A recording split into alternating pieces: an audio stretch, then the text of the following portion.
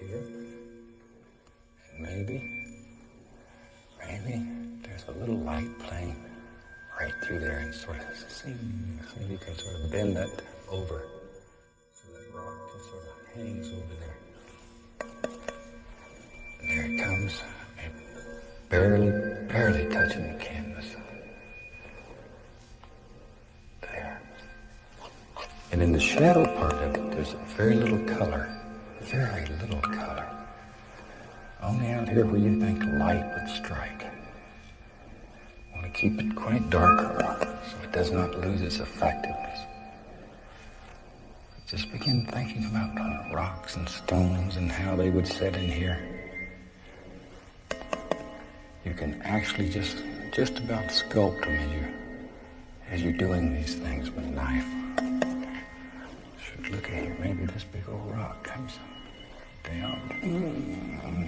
There we go. And this is 2 hairs and some air. Just barely touch it. Barely touching. But you have to follow those angles in there. You have to follow those angles or it just doesn't work out right. But with this large brush here, it's the most gentle touch. That gentle. Like a whisper floating over there.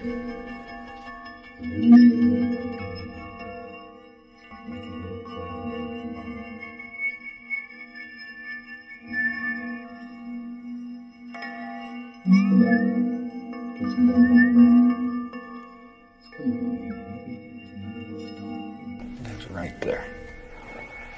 Right there. Comes right along. Something like that. Something like that comes right on. Wherever we want it. And here and there, there's going to be a little toothbrush. We've been thinking about little grassy things that live all up in here. See them? See them? There they are. There we go. Okay, a little bit of our highlight color. Just let it touch and bounce. There we are. Just to sort of form the stones and give the indication that there's some nice stones living down there. We'll put a little splash right there. Waterfall hits right there and just sort of plays around. All kinds of little splashers happen out here.